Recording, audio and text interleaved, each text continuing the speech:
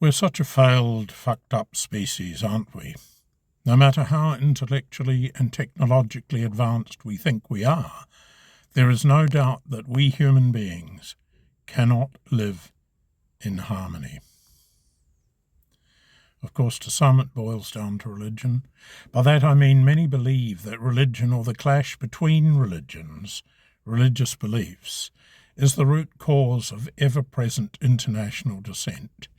And when you couple this with a fierce sense of territoriality, there is a sort of inevitability that countries will resort to fisticuffs in the final analysis.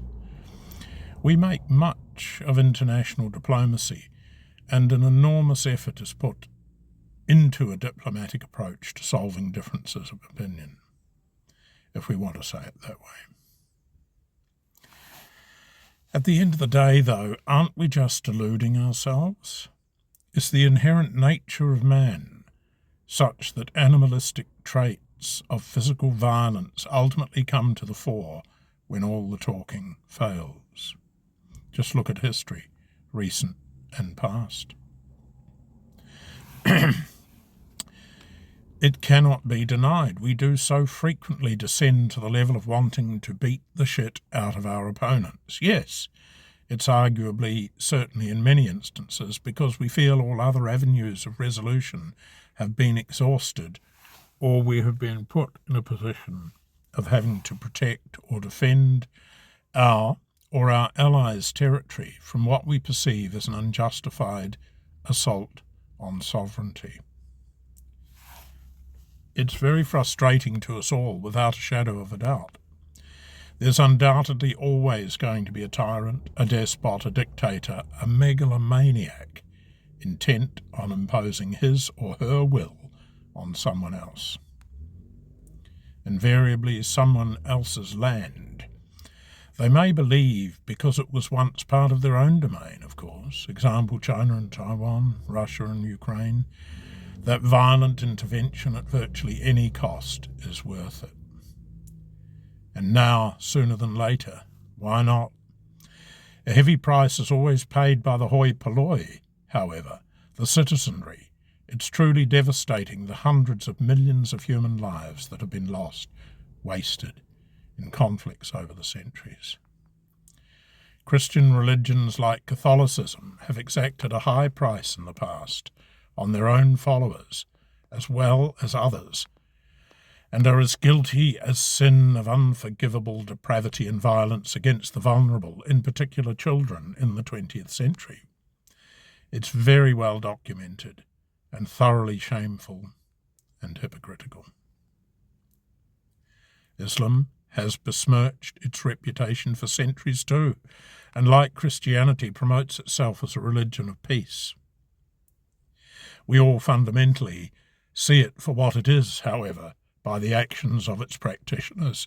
It's a violent, regressive, vicious sect that runs on thuggery, deception and terror. How can you, as a world and a species, combat that? I don't know if you can, in all honesty.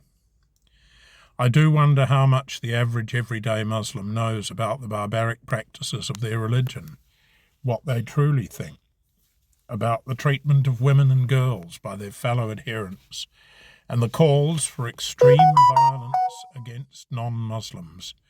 We all know Muslim people in our communities, and most do appear to be fine citizens. But what I don't see or hear is any opposition, vocal or otherwise, to unacceptable Islamic behaviour by various Muslims in our midst. Where is the outrage? Is the silence because they do not disagree with the behaviour of Islamists around the world? Are they complicit in what's going on, just as one might argue the Irish in the 19th and 20th century turned a blind eye and a deaf ear to the shocking abuse of defenceless children by Catholic nuns and priests in their midst? It's interesting. Adherents to various philosophies, teaching, religions, do become thoroughly invested in those beliefs, indoctrinated, if you will, and no amount of intellectual discourse or fact-based debate will sway their thinking. The numbers are likely to be low of those who switch religions, for instance.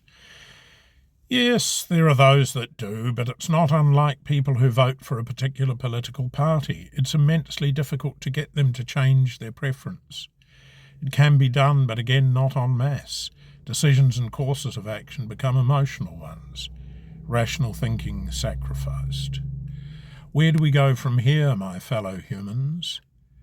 Do we submit, ultimately, to that great behemoth, artificial intelligence, in the hope that perhaps AI will run us rather than our being governed by dictatorial baboons or half-wits who simply get us into trouble on an ever-frequent basis?